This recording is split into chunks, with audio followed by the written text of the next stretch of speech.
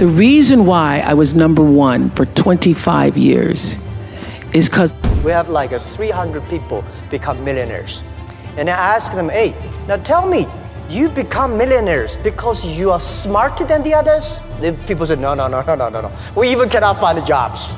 No matter what the drama is, whatever the external distraction is, what your response to it should be to double down on the customer, satisfying them, not just satisfying them, delighting them.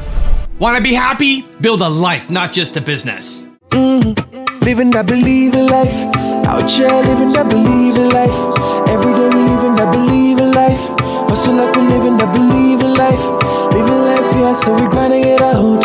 Every single day we be grinding it out. Hustle like we living that believe in life, oh. That believe in life, oh. Hey, it's Evan Carmichael, and this channel was created to help you overcome the #1 challenge that is holding you back, a lack of belief in yourself.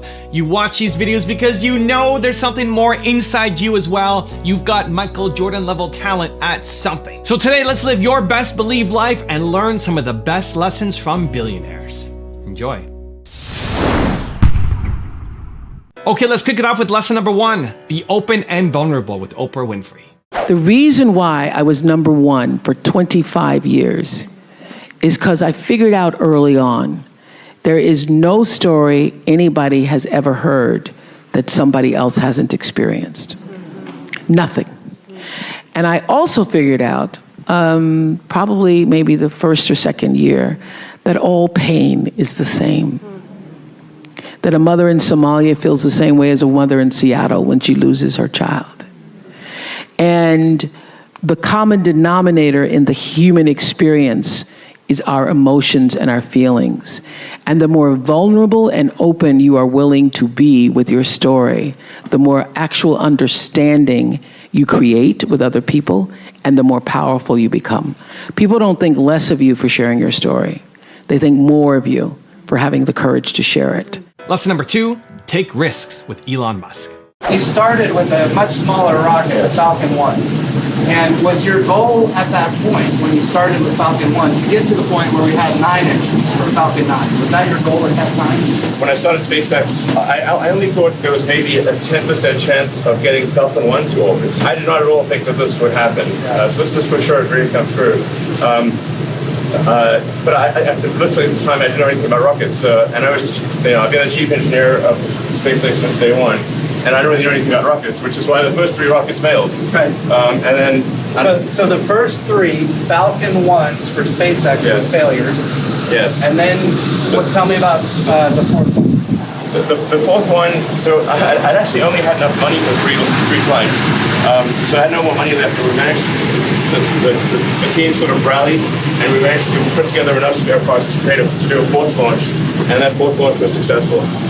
And then so what would have happened if it wasn't successful? Oh, well, SpaceX would have died. So we would not be here right now, at this moment, getting ready to launch Crew Dragon to the International System.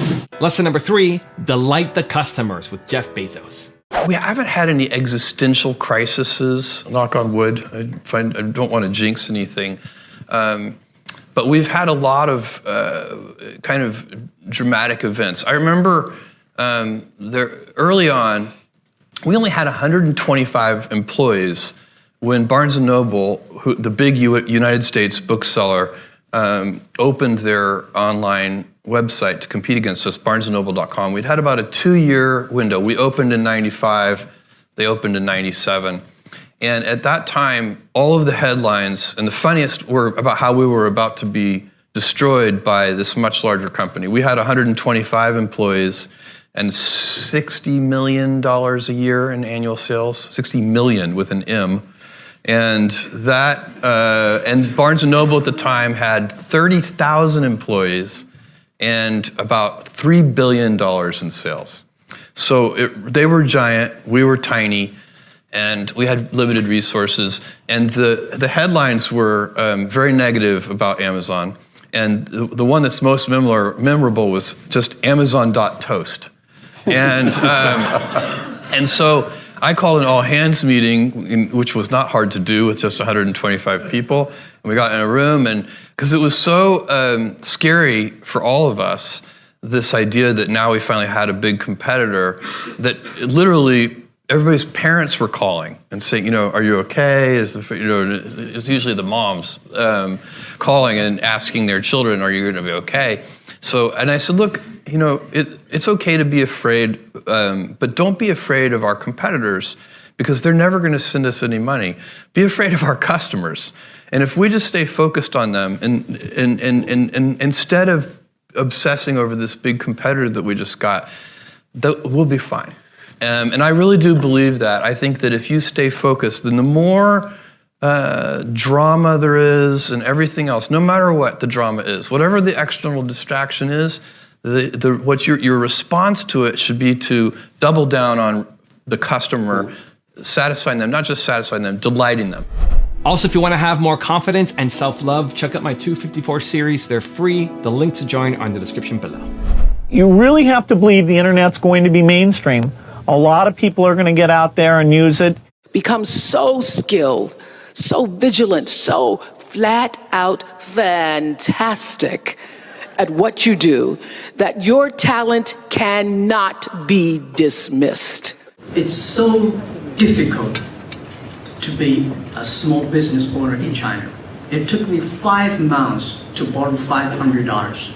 Lesson number 4, get used to being rejected with Jack Ma. Our first IPO year 2007, when Alibaba IPO'd in Hong Kong, year 2007, we had a lot of millionaires in the company.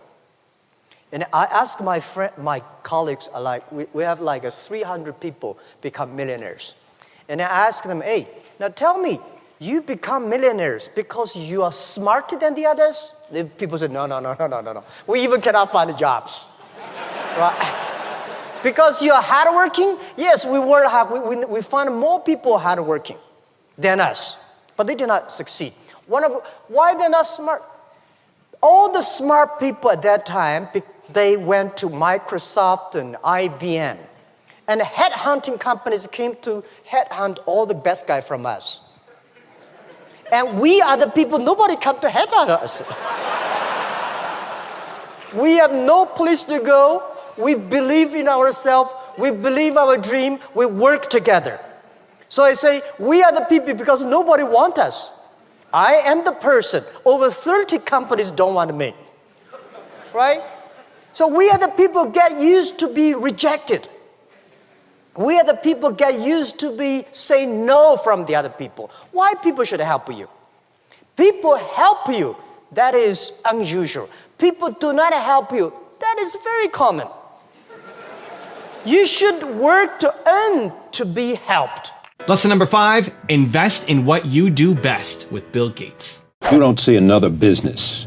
You're not going to get in the movie business. You're not going to get in the banking business. You're not going to get in the automobile business. You're not going to go with Warren and get in the insurance business. There's no business out there that you say, this is so attractive. The return is even greater than it is pouring more money into Microsoft. We're a software company. What we do well, what we love, what we know is building great software. We did make some minority investments in other companies, some cable, other telecommunications. Some of those did okay, some did less than okay. And so that was a bit of a lesson to us, but we never took control of anything in that space because what we know how to manage and develop and really pursue a vision in is strictly software. Lesson number 6, don't dwell on mistakes with Warren Buffett. You haven't bought the stock. You're an admirer of Jeff Bezos. A listing of the richest people in America came out. He's number 1. I think your friend Bill Gates is number 2. You're number 3. So you can see what he's done in myriad ways. Yeah.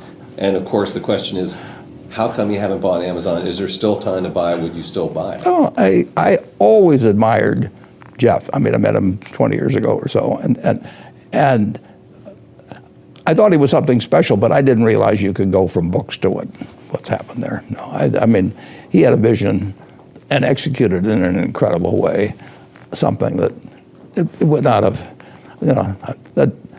but there's a lot of games I miss. I would have missed Microsoft even if I gotten to know Bill earlier or something.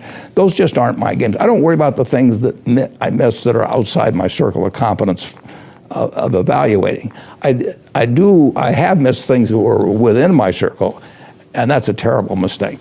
Those are my biggest mistakes. You haven't seen them. But it's not a mistake because I miss Netscape or something like that at all. I would say that maybe 5% of the companies or 10% of the companies at most are within an area of my circle of competence. There's something I should be able to understand. And lesson number 7, the last one for a very special bonus lesson, is build a team with Mark Zuckerberg. Throughout building Facebook, I mean, there have been lots of challenges, and there are all these times where, in anything you do where, you're really going to be pushed and you feel like you want to give up or something like that. And, this gets back to, I was talking a second ago about how I think the media, there's a little bit of this cultural bias towards thinking that, one person does this, right? I mean, people say that, I built Facebook or Steve Jobs built Apple or whatever, but, that's really not true, right? I mean, we're people, we helped, but there were thousands and thousands of other people involved in building these things. And the reality is that as strong as any one individual is, no one person can deal with all the challenges that are going to get thrown at them in anything that you do. And one of the ways that I think we maintain resilience is by having co-founders and partners who complement our strengths and fortify our weaknesses and can kind of encourage us and give us a push to keep going when things are tough. And there's actually a lot of data on this that suggests that companies that get started with more co-founders are more likely to be successful.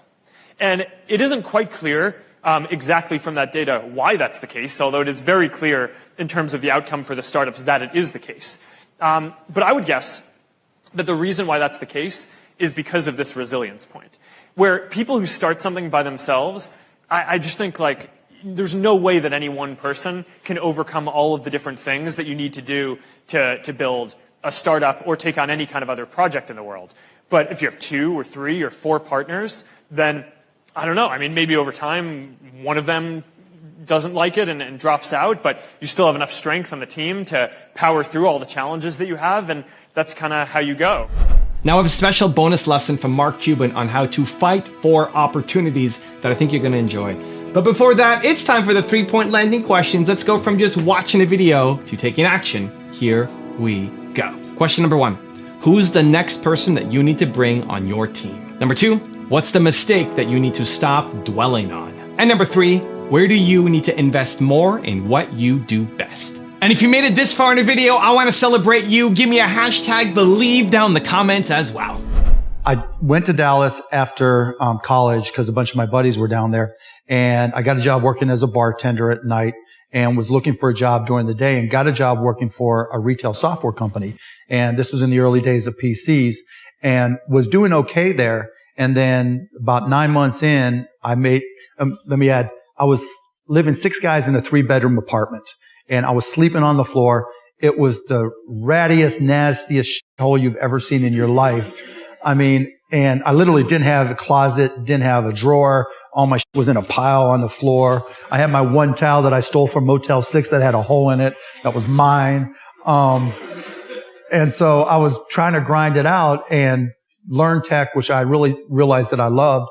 And I one day I called up my boss, a guy named Michael Humecki, Humecki. And I said, Michael, I've got this deal I'm going to close. Now it's $1,500 commission to me, which meant I can move out of the show.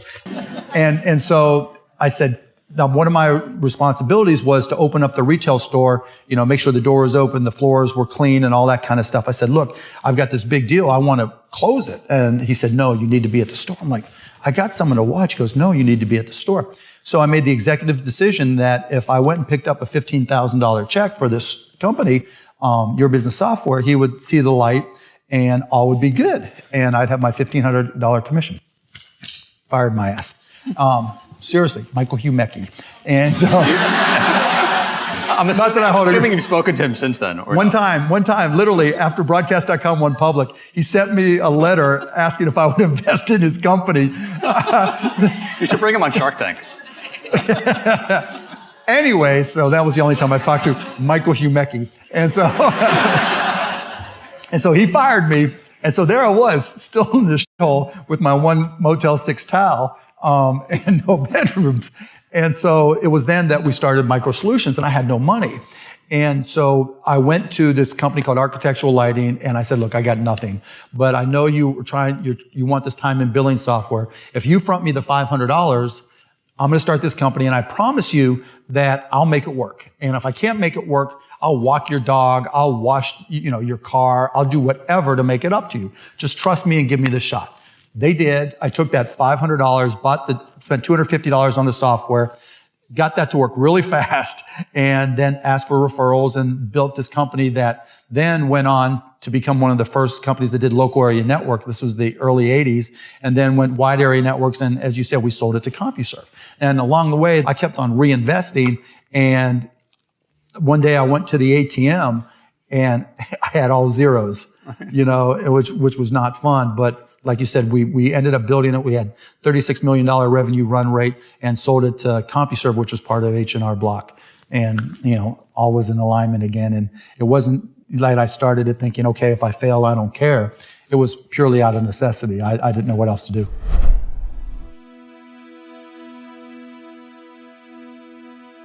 If you want to know more lessons from successful billionaires, check out the video right there next to me. I think you'll enjoy it. Continue to believe, and I'll see you there. And I'm going to tell you something that a lot of people, 99% of people disagree with me on. It wasn't as though in creating these companies that we thought that we would be successful.